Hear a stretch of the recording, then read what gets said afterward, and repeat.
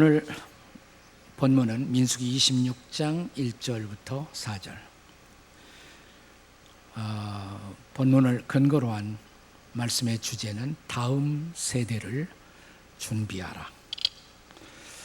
우리는 최근에 인구 절벽이라는 단어를 많이 접하고 있습니다. Population Cliff, 인구 절벽. 본래 미국의 경제학자 헨리 덴트라는 사람이 주창한 이론에서부터 출발한 그런 단어라고 합니다. 한 국가를 구성하고 있는 구성원의 인구가 어느 날 마치 절벽이 깎이는 것처럼 급격하게 감소되는 현상, 생산 가능 인구는 줄어들고 고령 인구만 늘어나는 일종의 현상을 뜻하는 말입니다.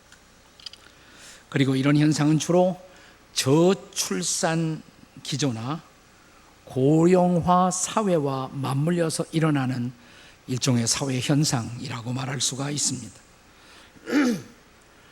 우리 한국 사회는 이미 인구 절벽을 경험하고 있다고 생각합니다.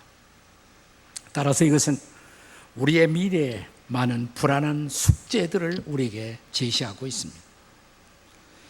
벌써 우리가 70, 80대면 다 노인인데 70, 80대 노인들이 90대, 100세를 넘어가는 늙은 부모들을 모셔야 하는 그런 세대가 되지 않았습니까? 거기다가 교회도 보면요, 요즘 한국 교회 원로 목사가 2사람인 교회가 많이 늘어나고 있어요. 네. 이런 문제의 해답으로 사람들은 매우 엉뚱한 비극적인 코미디 같은 대답을 제시하기도 합니다. 아마 코로나로 말미암은 노인의 사망률 증가는 하늘이 내린 해결책이다. 어디 보니까 그렇게 써 있어요. 네. 혹은 노인 안락사 제한 없이 허용하기, 노인 복지 정책 전면적으로 제고하기, 매우 비인간적이고 비도덕적인 코미디 같은 웃지 못할 대안들이 제시되고 있는 슬픈 현상을 목격하고 있습니다. 그런데 이런 현상은 우리 한국 사회에서 노인들만 절망스럽게 하는 것이 아니에요. 그것은 바로 다음 세대의 희망을 빼앗는 것입니다. 인구 절벽이 피할 수 없는 내일의 국가 미래 이슈와 연관되면서 소위 다음 세대의 미래를 불안하게 만들고 있는 것입니다. 근데 오늘 우리가 함께 읽은 본문은 이스라엘 백성들이 광야 생활 40년이 끝나갈 무렵에 이루어진 두 번째 인구 조사가 실시되는 현장을 보여주고 있습니다. 사실 민수기라는 말은 백성민자, 숫자 할 때 헤아릴 숫자, 백성들의 숫자를 헤아리는 책이다. 그래서 민수기가 그 이름이 주어진 것입니다. 근데 이스라엘 백성들은 애굽 땅을 떠나 광야로 들어오면서 시내산에서 제1차 인구 조사를 합니다. 그 제1차 인구 조사는 그러니까 애굽을 떠나 시내 광야에 들어오면서 본격적인 광야 출발을 앞두고 출애굽 2년 2월달 주전 1445년경에 첫 번째 인구조사가 이루어졌습니다. 두 번째 인구조사는 시내 광야가 아니라 모압 평지, 모압 평지는 가나안 땅이 보이는 곳이에요. 오늘의 이스라엘 국가가 보이는 곳입니다. 가나안 땅 입성을 앞두고 이루어집니다. 출애굽 제40년, 첫째 인구조사는 출애굽 제2년, 두 번째 인구조사는 출애굽 40년, 주전 1406년경 8, 9월경에 두 번째 인구조사가 이루어집니다. 제1차 인구조사의 목적은 군대 조직을 편성해서 광야 행군을 질서 있게 진행하기 위한 목적의 조사라고 말할 수가 있습니다. 두 번째 인구조사의 목적은 군대 조직의 재편성, 그리고 가나안 땅을 정복하고 분배하기 위한 조사였다라고 할 수가 있습니다. 그런데 흥미로운 결과는 이 첫 번째 조사하고 두 번째 조사의 인구가 큰 차이가 없었어요. 자, 제1차 인구조사의 총계, 여기서 총계라는 것은 여인들하고 어린아이들을 제외한 것입니다. 네. 그러니까 전쟁할 수 있는 남자를 중심으로 인구조사를 한 것이에요. 첫 번째 인구조사의 총계는 60만 3,550명이었어요. 그런데 제2차 인구조사의 결과는 60만 1,730명, 한 1,820명이 감소했습니다. 근데 아주 적은 감소예요. 여러분 생각해 보세요. 광야 생활, 그 수많은 전쟁, 재난, 역병, 전염병, 사고, 그럼에도 불구하고 이 정도로 인구를 유지한 것은 사실상 기적이라고 할 수가 있습니다.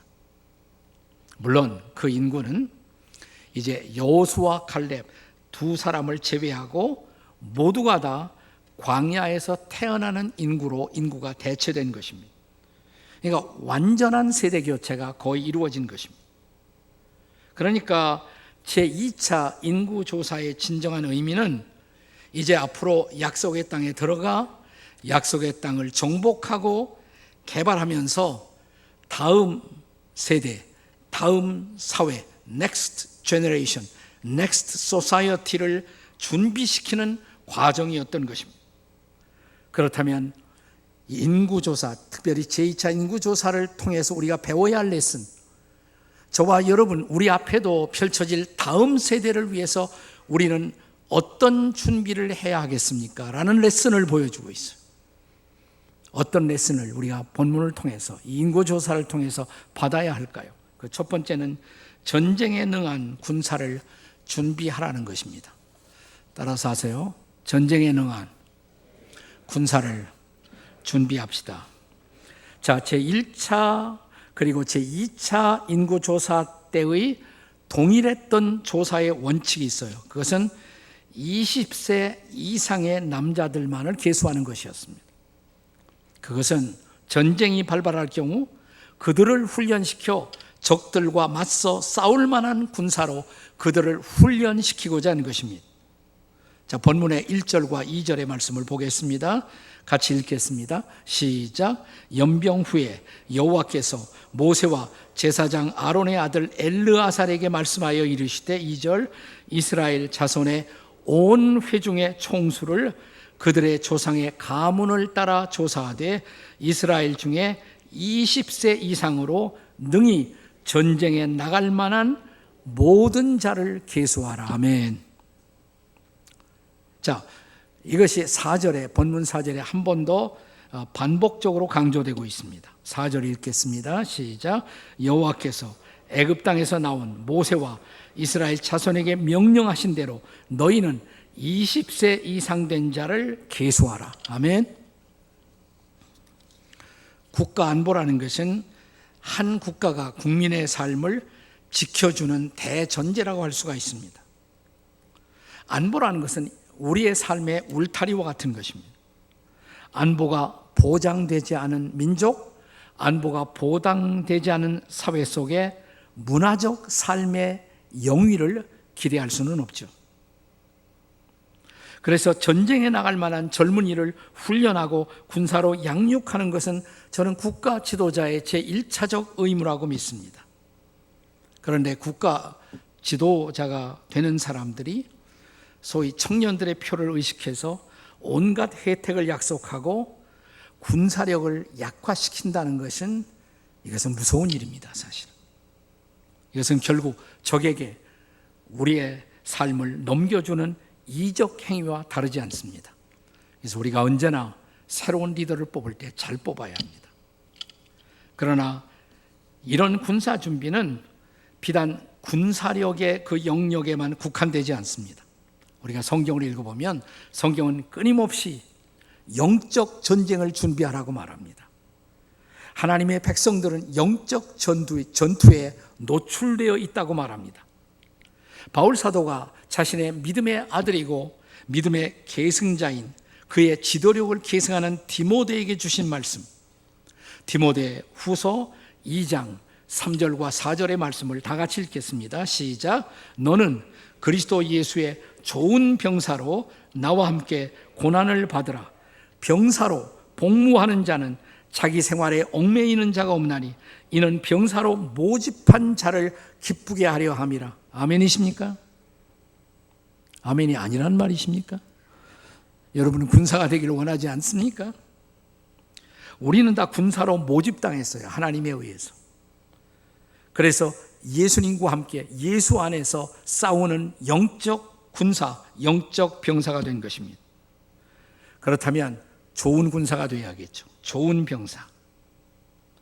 자, 우리가 성경을, 특별히 신약 성경을 읽어보면 하나님의 백성들에게 노출되어 있는 거대한 영적 전쟁, 에베소서 6장에 나오죠. 에베소 6장.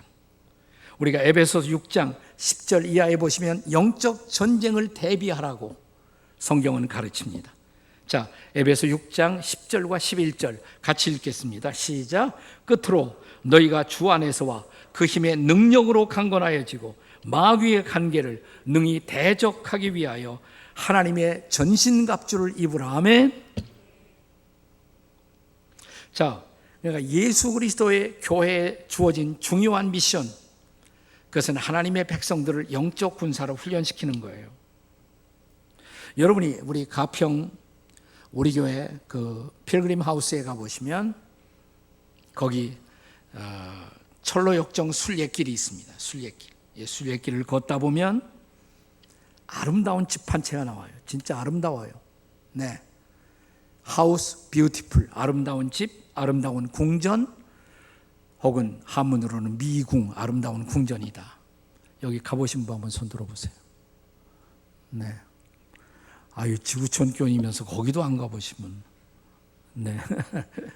네. 빨리 가실 계획 한번 세워보세요. 자, 이 아름다운 집은 교회를 상징하는 거예요. 이 아름다운 집에 들어가면, 이 아름다운 집은 철로역정을 지은 존 버년이 살던 1600년대 영국의 집의 스타일로 지어진 것입니다. 네, 한번 꼭 가보세요. 세 방이 있어요. 평화의 방, 두 번째 방, 영적 독서의 방, 책들이 많이 있어요. 거기서 여러분은 독서를 하면서 영적으로 자신을 잘 이렇게 갖출 수가 있습니다. 그리고 세 번째, 이 안에 들어가면 무기고가 있다는 사실입니다. 무기고. 네. 다시 말하면 영적 무장을 할 수가 있어요. 자세히 보시면 거기에 갑옷들이 다 있죠. 갑옷들. 하나님의 전신갑주를 입으라. 갑옷이 다 있어요. 칼도 있고 무기가 있고. 네. 이것도 영국에서 우리가 다 가져온 겁니다. 이거 다. 네. 존 버년 그 시대를 그대로 우리가 실감 있게 경험하기 위해서 옛날 영국 병사들이 입는 갑옷을 우리가 그대로 가져온 것입니다. 자, 영적 무장실이 왜 거기 있어야 합니까? 교회의 미션 중에 하나가 하나님의 백성들을 영적으로 무장시키기 위한 것. 저는 한 교회가 건강한 교회, 좋은 교회가 되려면 많은 사람이 모인다. 그것만으로 이루어지는 것이 아니에요. 교인이 많다고 좋은 교회는 아니에요. 그 교회 안에 얼마나 영적으로 잘 훈련된 군사들이 있는가, 이게 중요해요. 사탄과 더불어 싸우면서 영적으로 자신의 삶을 지키고 이웃들을 도울 수 있는 그리스도 예수의 좋은 군사들이 얼만큼 있을까? 제가 담임 목회를 하면서 우리 교회 목회를 하면서 개발했던 여러 성경 공부가 있습니다. 이 바이블 스터디의 과정은 한 가지 중요한 목표가 있어요. 광야길에 걸어가는 주의 백성들을 영적으로 훈련시키기 위한 교재들이에요. 여러분이 우리 교회 사는 이런 성경 공부 신실하게 참여를 하면, 진지하게 참여하면 다 훈련이 돼요. 저절로 훈련이 되는 것입니다. 다시 말하면 우리가 그리스도 예수의 좋은 군사로 주님 앞에 예비될 수 있어야 한다는 것입니다. 저는 우리의 다음 세대, 우리의 자녀들에게도 이런 영적 군인으로 훈련되는 놀라운 은혜가 있기를 주의 이름으로 축원합니다. 자, 다음 세대를 어떻게 준비시킬 것인가? 두 번째는 땅을 관리할 청지기로 준비시켜야 한다는 것입니다. 한번 따라서 하세요. 땅을 관리할 청지기를 준비합시다. 자, 우리가 민수기 26장을 계속 읽어 내려가다 보면 인구조사의 또 하나의 중요한 목적을 만나게 됩니다. 자, 민수기 26장 52절이야 56절의 말씀입니다. 한번 같이 읽겠습니다. 다 같이 시작. 여호와께서 모세에게 말씀하여 이르시되 이 명수대로 땅을 나누어 주어 기업을 삼게 하라. 수가 많은 자에게는 기업을 많이 줄 것이요 수가 적은 자에게는 기업을 적게 줄 것이니 그들이 계수된 수대로 각기 기업을 주되 오직 그 땅을 제비 뽑아 나누어 그들의 조상 지파의 이름을 따라 얻게 할지니라. 그 다소를 막론하고 그들의 기업을 제비 뽑아 나눌지니라. 반복되는 단어가 뭐예요? 기업이라는 단어가 많이 나오죠. inheritance, 기업. 하나님이 기업을 주신다는 거예요. 땅입니다. 사실은 땅이에요. 땅을 기업으로 주신다는 거예요. 12지파의 숫자에 따라서 그 기업을 분배하게 하셨다는 것입니다. 그리고 어느 쪽에 땅을 가느냐, 이건 제비를 뽑게 하셨어요. 제비 뽑게 하십니다. 하나님은 벌써 그 시대에 공정함의 원리를 따라 땅을, 기업을 분배하게 하시고 관리하게 하는 숙제를 베푸십니다. 따라서 이스라엘 12지파가 모두 약속의 땅에 들어가서 앞으로 미래의 삶을 사는 중요한 원리는 뭐냐면 그들이 하나님의 청지기로 잘 준비되어 있어야 한다는 것입니다. 일단 땅의 분배가 이루어지면 이제 내가 얼마나 큰 땅을 가졌느냐, 얼마나 적은 땅을 가졌느냐, 이건 중요한 것이 아니에요. 얼마나 맡겨진 땅을 책임 있게 매니지하느냐, 관리하느냐, 이것이 중요한 것입니다. 이것이 바로 청지기의 원리입니다. 청지기의 정신인 것입니다. 이런 청지기 정신은 구약에서부터 시작해서 신약시대에 이르기까지 성경이 지속적으로 강조합니다. 자, 신약 성경 베드로전서 4장 10절의 말씀을 함께 읽겠습니다. 같이 읽습니다. 시작. 각각 은사를 받은 대로 하나님의 여러 은혜를 맡은 선한 청지기 같이 서로 봉사하라. 아멘. 네, 그러니까 찬양의 은사를 맡은 사람들이 지금 찬양팀으로 지금 봉사하고 있는 거란 말이에요. 청지기예요, 청지기. 네. 청지기라는 말은 본래 히라보에서, 신약 원어인 히라보에서 오이코노모스라고 말합니다. 오이코노모스. 다 같이 오이코노모스. 오이코스 그러면 집이에요. 집을 잘 맡아 관리하는 사람.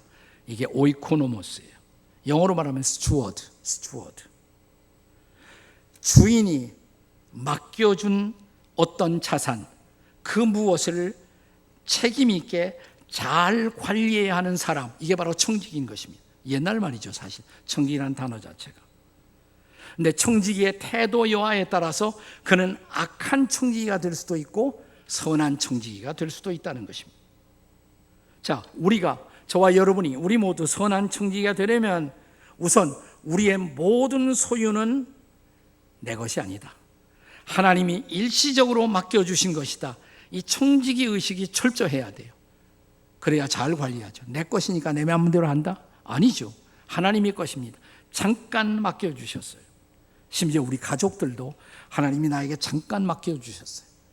남편을 향한, 아내를 향한, 자녀들을 향한 청지기, 부모들이에요, 부모들. 자, 우리가 잘 아는 탈란트의 비유가 생각나지 않습니까? 주인이 자기 종들에게 5, 2, 1달란트를 맡겨주고 떠나갑니다. 잘 관리하라고. 그리고 다시 돌아와요. 결산을 합니다. 그게 청지기 결산의 날이에요. 거기서 맡겨진 것을 잘 관리했던 사람에게 주인이 뭐라고 선포합니까? 착하고 뭐예요? 충성된 종아. 그렇게 말씀하십니다. 착하고 충성된 종아. 내가 적은 일에 충성하였으니. 자, 우리가 얼마나 맡았던 하나님이 보기에는 다 적은 거예요.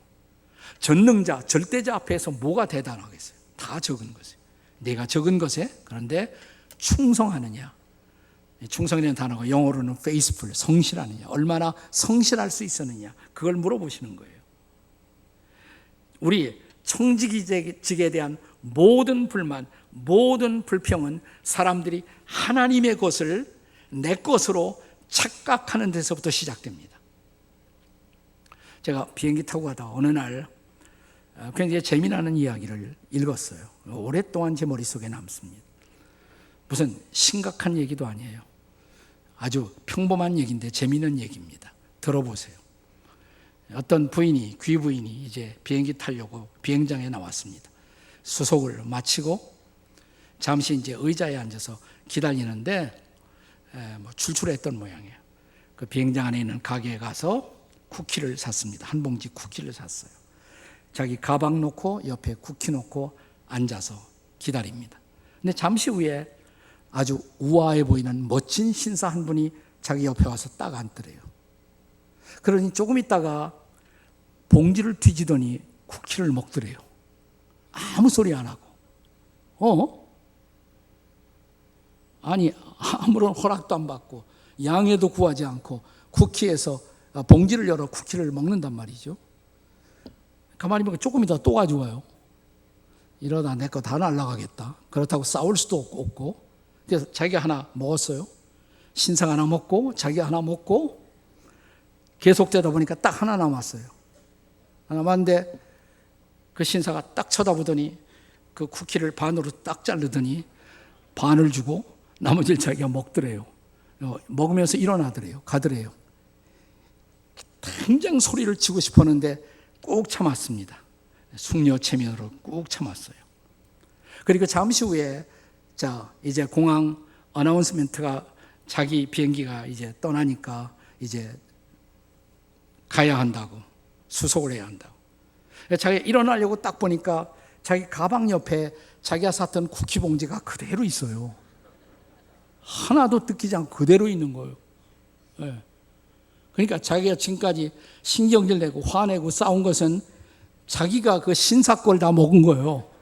자기가 신사 걸 먹으면서 괜히 화내고 불평하고 불만하고. 근데 여러분, 이게 우리 인생의 스토리인 줄 아십니까? 우리는 다 하나님의 것, 하나님이 맡겨주신 것 가지고 살면서 괜히 화내고 열내고 싸우고 실망하고 좌절하고. 사랑하는 여러분, 선한 청지기, 모든 것은 하나님의 것이다. 일시적으로 나에게 맡겨주셨다. 이 정신, 이 의식으로 우리의 남은 생을 살아가는 여러분과 제가 될 수 있기를 주의 이름으로 축원합니다. 무엇보다 우리의 자녀들, 우리 다음 세대가 청지기 정신으로 무장되도록, 우리 자녀들이 고생을 많이 했기 때문에, 안 했기 때문에 이 청지기 정신이 없을 수가 있어요. 이거 제대로 가르쳐야 돼요.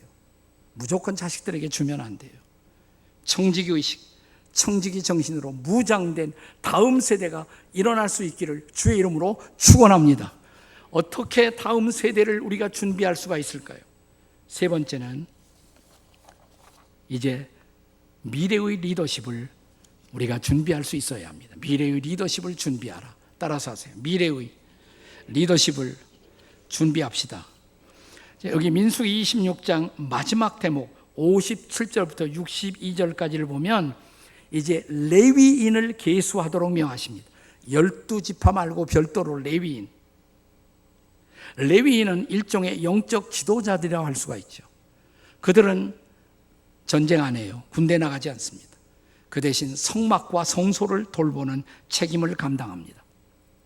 자, 이 레위인에 대한 메시지, 레위기 26장 62절 말씀을 함께 보시겠습니다. 같이 읽습니다. 시작.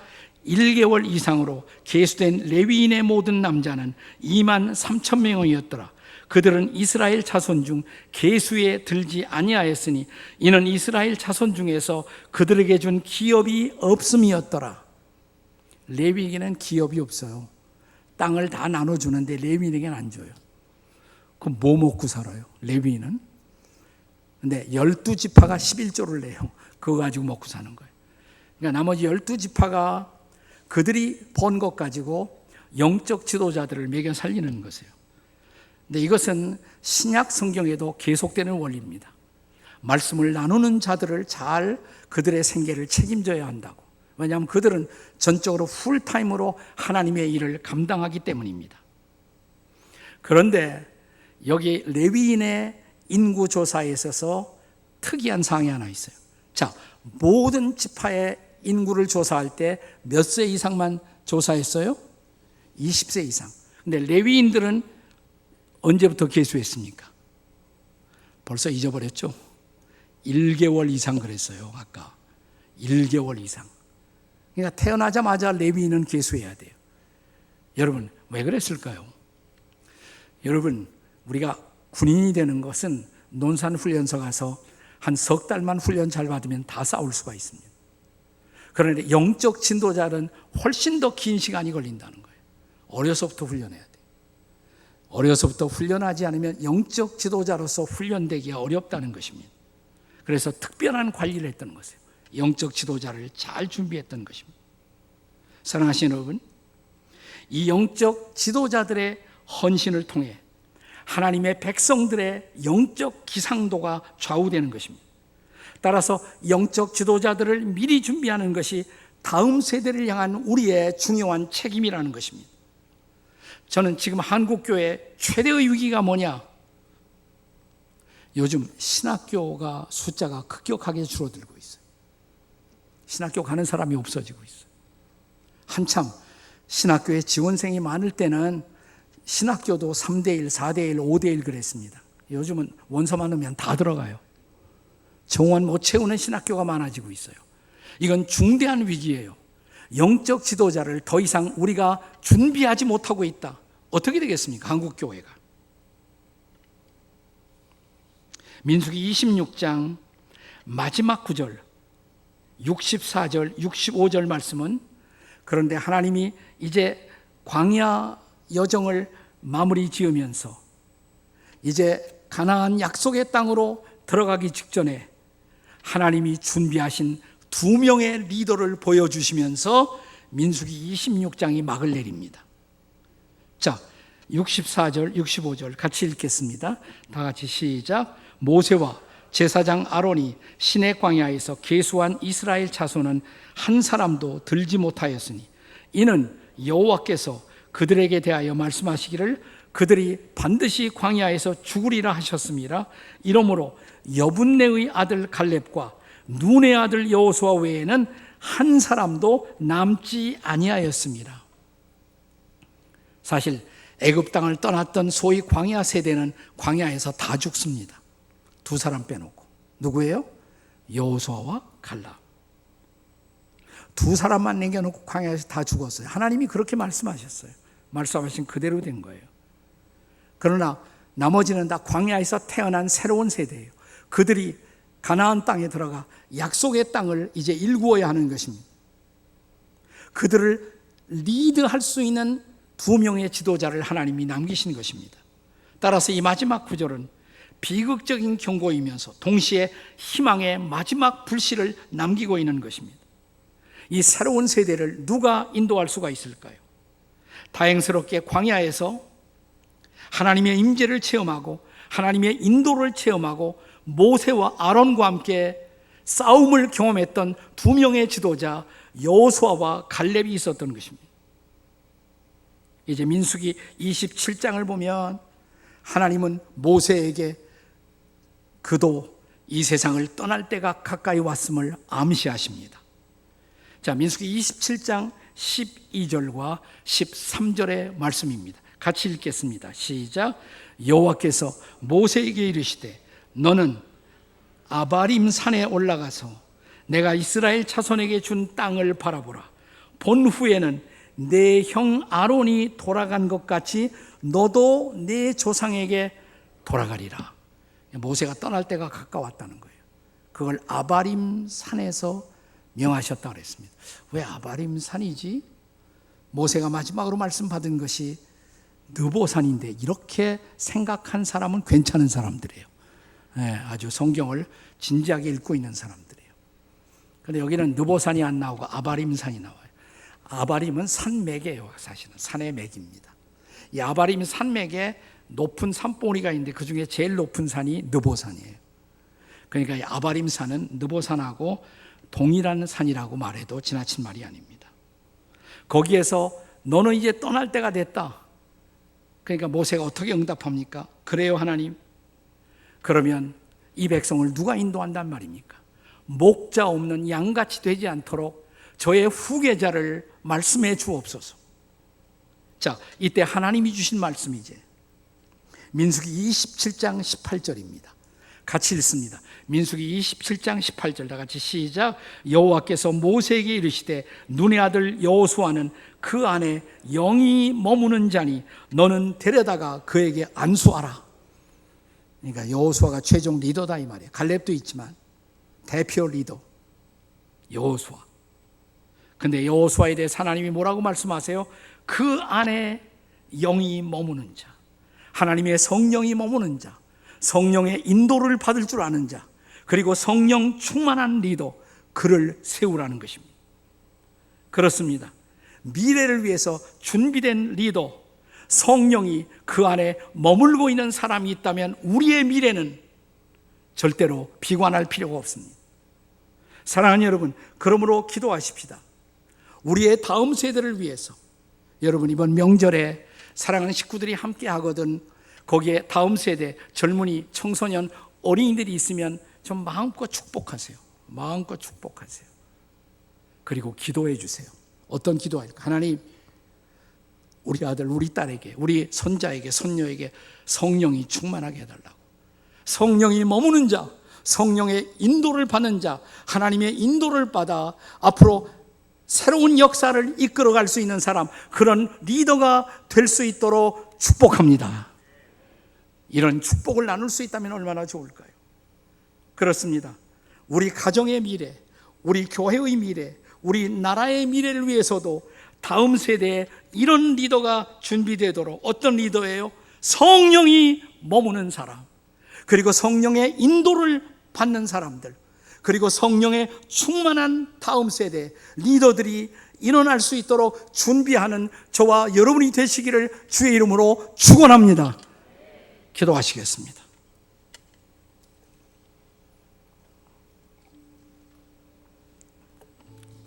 여러분은 여러분의 자녀들, 여러분의 손자, 여러분의 손녀 어떤 사람이 되기를 원하십니까? 돈 많이 벌게 해달라고? 출세하는 자녀가 되게 해달라고? 우리 자녀를 위해, 다음 세대를 위해, 우리의 손자들을 위해 기도할 때 혹시 이런 기도 해보셨나요? 이 아이 안에 성령이 머물게 하옵소서. 성령 충만하게 하시옵소서. 성령의 인도를 받게 도와주시옵소서. 하나님의 인도 따라 살게 하시고 역사의 광야에 소중한 기여를 남길 수 있도록 도와주시옵소서. 주여 부르짖고 통성으로 이 시간 기도할 때 우리의 자녀, 우리의 다음 세대, 우리의 손자들 이름을 부르며 한번 기도하시겠습니다. 같이 기도하시겠습니다. 주여, 우리가 기도합니다. 하나님, 우리의 자녀들, 우리의 다음 세대, 하나님 그들을 축복합니다. 그들에게 성령이 역사하시고 그 마음에 성령 충만하게 하시고 성령이 머무는 자로 아버지, 우리의 가정, 우리의 사회, 우리의 나라, 우리의 미래의 역사를 이끌어가는 귀한 지도자들이 일어날 수 있도록 도와주시옵소서. 역사해 주시옵소서. 하나님, 우리의 자녀들, 우리의 다음 세대, 우리의 아들, 딸, 우리의 손자, 손녀, 이 땅에 자라나고 있는 수많은 젊은이들, 그들이 무엇보다 하나님의 성령이 머무는 자들이 되게 해 주시옵소서. 하나님을 경외하고 하나님을 두려워하며 하나님의 인도 따라 살아가게 하시고 하나님의 인도 따라 이 사회를 이끌어가고 이 나라의 정치, 교육, 종교, 문화, 예술, 이 나라의 경제, 이 나라의 미래를 이끌어갈 수 있는 성령 충만한 리더들이 일어나게 도와주시옵소서.